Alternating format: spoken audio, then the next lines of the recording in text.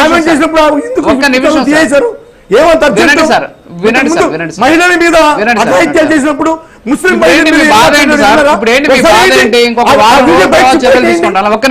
ఒక ముస్లిం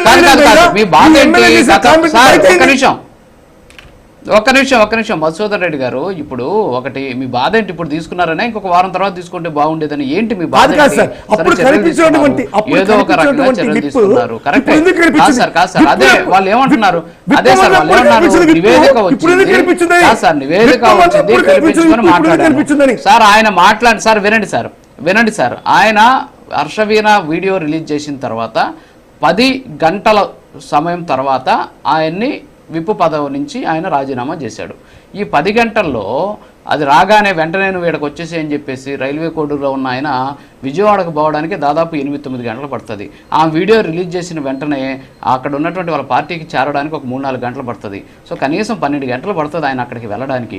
ఇది ముందుగానే షెడ్యూల్ అయ్యి ఉండొచ్చు.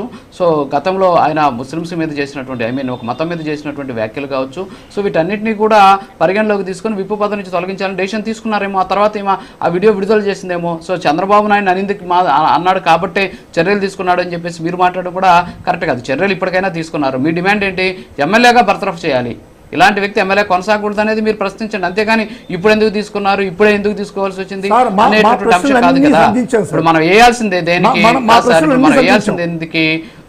సమస్యకి చికిత్స చేయాలి. ప్లీజ్ సమస్యకి చికిత్స చేయాలి, అంతేగాని ఈ చికిత్స ఎందుకు చేయాలనేసి మీరు అడగకూడదు. ఒక్క నిమిషం, సరే అది మళ్ళీ మాట్లాడతామను. లక్ష్మీకాంత్ గారు, సరే నిన్న వాళ్ళిద్దరూ హర్షవీణ తర్వాత వచ్చేసి ఈయన అరవ శ్రీధరు, సరే వాళ్ళిద్దరు ఏదో వాళ్ళ వ్యక్తిగతమైనటువంటి అంశం. సరే అతనికి ఏదో అదృష్టం బాగుండి ఒక ఎమ్మెల్యే అయిపోయాడు. ఆయనేమి ఫుల్ టైం పొలిటీషియన్ కూడా కాదు. సరే ఏదో మీ పార్టీ తీసుకున్నటువంటి డెసిషన్ తోటి ఆయన ఎమ్మెల్యే అయిపోయినటువంటి పరిస్థితి. సరే అంతకుముందే ఆమెతోటి ఆయనకి రిలేషన్ ఉందో లేకపోతే తర్వాత రిలేషన్ ఉన్నదో తెలియదు. అలాగని చెప్పేసి ఇద్దరు కూడా చాలా అద్భుతమైనటువంటి రిలేషన్లను కొనసాగారు. వాళ్ళకి సంబంధించినటువంటి వీడియోలు ఏకంగా అయితే పాటలే పాడుతుంది ఆయన గురించి. ఆయన నన్ను ఎందుకు వదిలేశాడు అర్థం కావట్లేదు అని చెప్పేసి పాటలు కూడా పాడుతూ ఉన్నటువంటి పరిస్థితి. సరే చంద్రబాబు నాయుడు గారిని ఒకసారి వాళ్ళిద్దరూ మాట్లాడుకుంటున్నటువంటి సందర్భంలో చంద్రబాబు నాయుడు గురించి ఆమె మాట్లాడి రికార్డు చేసినటువంటి పరిస్థితి ఉంది. నాకు తెలిసి అది కూడా ఈ ఘటనకి రీసెంట్గానే జరిగినటువంటి పరిస్థితి. అంటే ఈ ఇష్యూస్ జరగక ముందే కొద్ది రోజుల ముందు జరిగినటువంటి ఆడియో లాగా. ఒకసారి అది వినండి, విన్న తర్వాత మనం ఒకసారి డిస్కస్ చేద్దాం. ఒకసారి ప్లీజ్ అది ప్లే చేయండి. గ్యాస్ 100 రూపాయలు తగ్గిస్తాను అన్నది ఇక్కడ 100 రూపాయలు తీసుకుంటున్నారా? 100 రూపాయలు తగ్గిస్తారు, ఫ్రీ కదా గ్యాస్. అకౌంట్ కడితే మనం మీ అకౌంట్ పడతాయి కదా. చంద్రబాబు ఏమి అంత ఇదేంటి కళ్ళు మూసుకొని ఇవ్వడు. వాడు చెప్పింది నేను చేయగలరు. కింద నీకు వైద్యులు సెక్రటరీలు సలహాలు ఇచ్చేవాళ్ళు ఉంటారు. గ్యాస్ 100 రూపాయలు తగ్గిస్తాను అన్నది ఇక్కడ 100 రూపాయలు తీసుకుంటున్నారా? Okay right.